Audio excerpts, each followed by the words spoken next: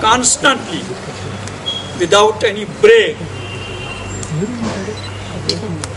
So our basic demand is that the forcible occupation of India should end immediately without any delay, without using the tactics, imperialistic tactics of India. हमने कहा था कि ये जो गैर रियासती बाशिंदे यहाँ बसाए जा रहे हैं और जोगी झोंपड़ियों में जहाँ जहाँ भी ये खाली ज़मीनें देखते हैं वहाँ खीमे गाड़ते हैं और वहाँ बसते हैं। हिंदुस्तान का ये मंसूबा है कि यहाँ की डेमोग्राफी को बदल दे। ये इस्राएली टैक्टिक्स हैं जो मिनवान इंडिया अपना रहा है। जैसे इस्राएल ने फ़लस्तीन पे कब्ज़ा किया, फ़लस्तीन की ज़मीनें छीने, फ़लस्तीन के मुकामी बाशिंदों के मकानात कब्ज़े में लिए और जम्मू कश्मीर और फ़लस्तीन का मसला, इसकी पैदाइश एक ही मौके पर हुई 48 में। हम तो 47 में भारत के फौजी कब्ज़े में ले लिए गए, 48 में फ़लस्तीन का मसला पैदा हुआ, इसराइल को वहाँ पूरी दुनिया से जमा करके बसा लिया गया और आज आप देख रहे हैं कि 40 लाख फ़लस्तीन के मुकामी बाशिंदे, पुश्तनी बाशिंदे हिजरत की ज़िंदगी बसर कर रहे हैं। पूरे मशरिक़ वस्ता में वो बेचारे दरबदर फैल रहे हैं, घूम रहे हैं, इसलिए कि उनकी ज़मीनें छीनी गई हैं, उनके मकानात छीने गए हैं। उनको इसराइल गज़ा की पट्टी में ख़ास तौर 15 लाख फ़लस्तीनियों को नाकाबंदी का शिकार बनाया जा रहा है। बराबर यही सूरत हाल जम्मू कश्मीर में है और जम्मू कश्मीर में भारत की साम्राज्यी चालें नई नई शक्लें इख्तियार कर रही हैं और उसमें से एक शक्ल ये भी है कि भाई गैर रियासती बाशिंदों को यहाँ बसाया जाए। जैसा कि हमारे पास जो फिगर्स हैं,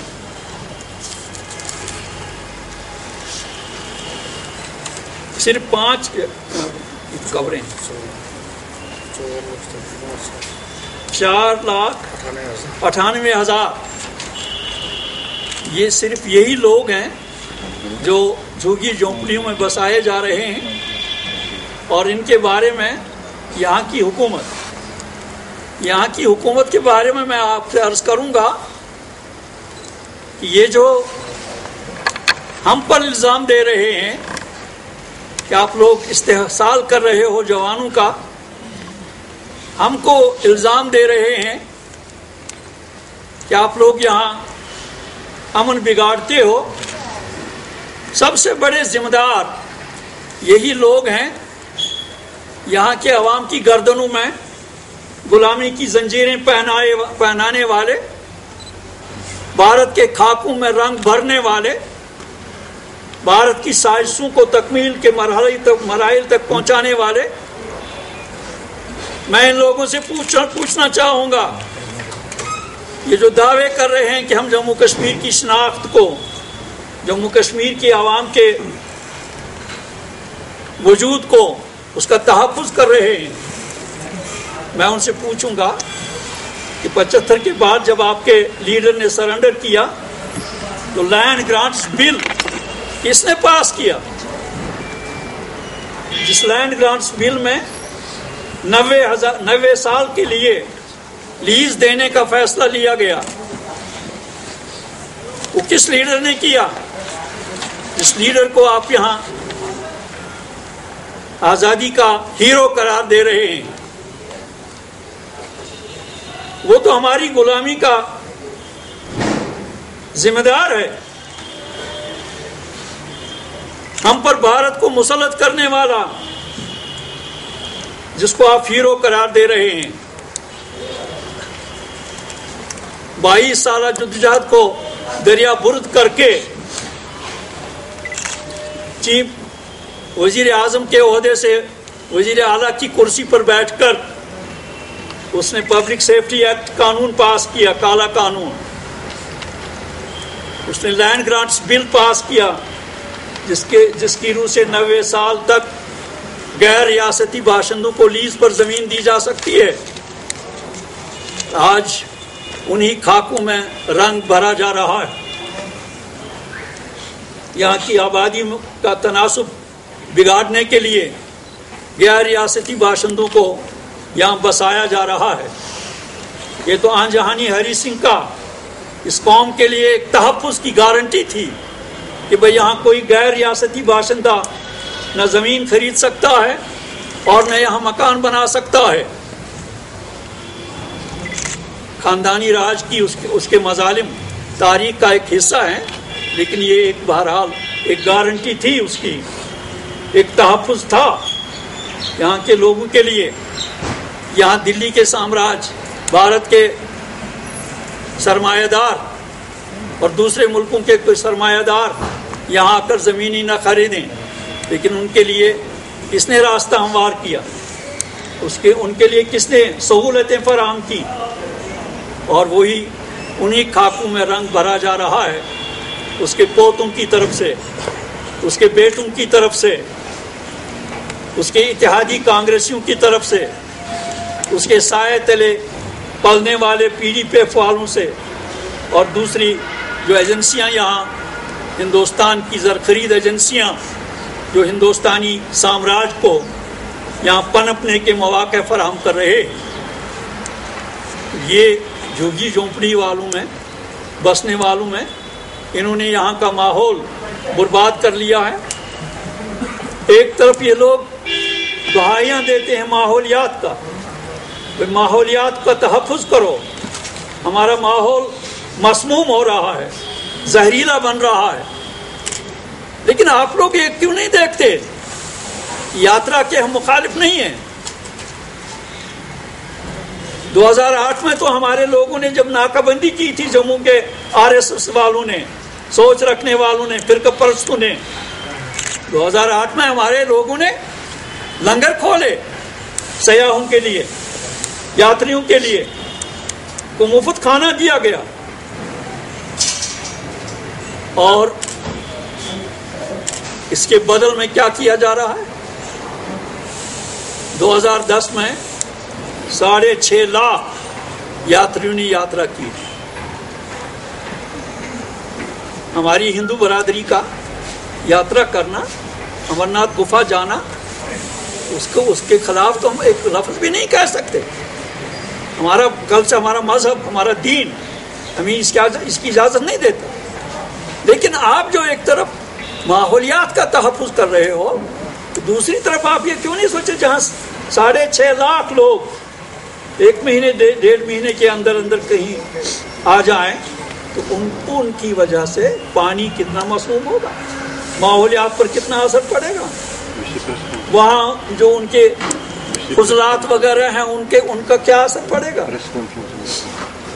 اور پھر گنگوتری میں وہاں بھی آپ کے لوگ یاترا کر رہے ہیں، وہاں کیوں ریسٹرکشن ہے، وہاں کیوں پابندیاں ہیں، اور یہاں کیوں کھلی ڈھیل ہے. یہ لوگ جو اس وقت یہاں فوج کے سہارے، پولیس کے سہارے اقتدار کی کرسیوں پر بیٹھے ہوئے ہیں، وہ اس پر نہیں سوچتے کہ وہاں کیوں ریسٹرکشن ہے. وہاں 15 دن سے زیادہ کوئی نہیں رہ سکتا، پابندیاں ہیں وہاں، اور یہاں کوئی پابندی نہیں ہے. یہاں جو بھی گورنر چاہتا ہے کر لیتا ہے.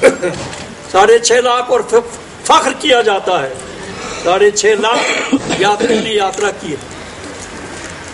یہ ان کو بسانے کا منصوبہ ہے. کہا جا رہا ہے کہ ہم نان اسٹیٹ سبجیکٹس کو یہاں بسنے نہیں دیں گے اور جو اسٹیٹ سبجیکٹس لوگ ہوں گے ان کے لیے ہم مکانات بنائیں گے. یہ آپ کے دعوے جو ہیں یہ کھوکھلے دعوے ہیں. جو اسٹیٹ سبجیکٹ ہے اس کے لیے تو قانونی اجازت ہے, اس کے لیے تو نیا قانون بنانے کی ضرورت نہیں ہے. وہ اسٹیٹ سبجیکٹ ہے, اس کا حق بنتا ہے. اس کو اگر مکان نہیں ہے تو اس کو مکان بنا کے دیا جائے. اس کے پاس اگر زمین نہیں ہے تو کہیں خالصہ سرکاری زمین ہو, کہیں کا چرائی کا رقبہ ہو, اس کو ہم دے سکتے ہیں, اس پر کوئی پابندی نہیں. لیکن اس غارب میں آپ جیسے ڈوگرا سرٹیفکیٹ کا ایک قانون بنایا گیا اور جموں کشمیر کی اسٹیٹ سے باہر جو ڈوگرا زبان بولنے والے ہیں ان کے لیے تحفظ فراہم کیا گیا. برابر یہی صورت آج بھی ہے. جھوگی جھونپڑی والے ان کو نان اسٹیٹ سبجیکٹ ہونے کے باوجود ان کے لیے سہولیات فراہم کی جا رہی ہیں تاکہ ان کو یہاں بسایا جائے. میں آپ کو کہوں گا کہ ہمارے پاس وفود آتے ہیں کہ بھئی ان کی وجہ سے ہمارا ماحول بہت مقدر ہو رہا ہے, ماحول زہریلا بن رہا ہے. ان کی بیویاں بھیک مانگتی ہیں اور پھر ان کے جو عادات و اطوار ہیں وہ ہماری تہذیب اور ہمارے کلچر اور ہمارے رہن سہن کے بالکل مخالف ہیں. اس ماحول کو یہ برباد کر رہے ہیں. ہمارے پاس جوان آتے ہیں, ہم ان کے خلاف ہاتھ اٹھاتے ہیں, ان کو کہتے کہ بھائی تم یہاں سے چلے جاؤ, لیکن پولیس ان کو تحفظ فراہم کر رہی ہے, پولیس ان کو شیلٹر دے رہی ہے. پولیس ہمارے جوانوں کو ان کے خلاف بات کرنے اور ان کے خلاف ہاتھ اٹھانے سے روک رہی ہے. اور یہ یہاں کے حکمرانوں کی پالیسیاں, ان پالیسیوں کے ہوتے ہوئے یہ لوگ جو دعوے کر رہے ہیں یہ دعوے فریب کاری ہے, دھوکہ ہے. اور ہندوستان یہاں جو اس کی سامراجی پالیسی ہے اس سامراجی پالیسی میں وہ کسی بھی طرح تبدیلی لانے کے لیے تیار نہیں ہے. اس کا فوجی قبضہ ہے اور اس فوجی قبضے کو وہ جاری رکھنا چاہ رہا ہے. نامعلوم قبریں دیکھ لیجیے آپ. گزشتہ 20 سال کے عرصے میں 10,000 لوگ گرفتار کیے جانے کے بعد لاپتہ کر دیے گئے, کسی کو معلوم نہیں کہاں ہے وہ. اور اب جو نامعلوم قبروں کا ہر طرف جال بچھا ہوا ہے, ابھی صرف 5 اضلاع میں سروے ہوئی ہے اور 5 اضلاع میں 6,200 بے نام قبریں ہیں. سارے اضلاع میں اگر سروے کیا جائے تو آپ دیکھیں گے بہت زیادہ تعداد ان قبروں کی ہوگی. میں نے خود دیکھا ہے سورن کوٹ پونچھ جا کر, وہاں درجنوں قبریں میں نے خود اپنی آنکھوں سے دیکھی ہیں. اور وہاں کی انتظامیہ کا پروگرام یہ ہے کہ بھائی ان قبروں کے نشانات مٹائے جائیں. یہی حال صوبے جموں میں بہت سے اضلاع میں ہے. کوئی ضلع ایسا نہیں ہوگا جہاں کی یہ بے نام قبریں نہیں ہوں گی اور ان میں وہ لوگ دفنائے نہ گئے ہوں جو بالکل انوسینٹ تھے, جن کے پاس بندوقیں نہیں تھیں, جن کو گرفتار کر کے نامعلوم قبروں میں دفنایا گیا ہے. یہ ایک اور آف شوٹ ہے ہماری غلامی کا. یہ غلامی کے آف شوٹس ہیں.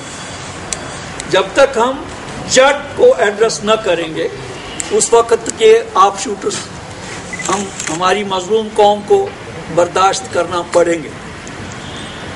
اس لیے میں اپنی مظلوم قوم سے آپ جگر گوشوں کی وساطت سے یہ درد مندانہ اپیل کروں گا کہ ہمیں خوف کا شکار نہیں ہونا چاہیے, ہمیں دب کر نہیں رہنا چاہیے, ہمیں گرفتاریوں سے گھبرانا نہیں چاہیے. ہاؤس اریسٹ ہونے سے ہماری ہمتیں اور ہمارے حوصلے پست نہیں ہو جانے چاہیے. ہمیں ہمت سے, حوصلوں سے کام لینا ہوگا. اور یہ جو لالچ دی جا رہی ہے ہمارا کلچر جس طرح مسخ کیا جا رہا ہے. آپ دیکھ رہے ہیں یونیورسٹیاں ہماری ہیں, کالج ہمارے ہیں, ہائی اسکول ہمارے ہیں, وہاں آپ دیکھ رہے ہیں کہ ہماری بیٹیوں کو کس طرح نچایا جا رہا ہے. یونیورسٹی میں جا کر لڑکیوں کو ناچنے کے لیے مجبور کیا جا رہا ہے, اور پھر ان کو لالچ دیا جا رہا ہے کہ آپ کو 15 یہ پوائنٹس جو ہیں ایگزامینیشن میں وہ ہم آپ کو دے دیں گے علاوہ جو کچھ آپ گین کریں گے. تو یہ لالچ دے کر لڑکیوں کو نچایا جا رہا ہے.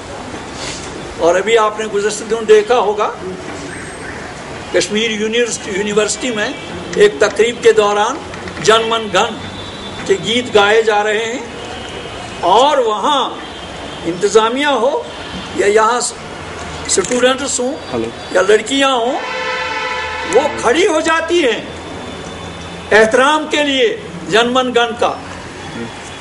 یہ کلچرل ایگریشن جو ہے it is very very dangerous for the majority of the people of Jammu and Kashmir.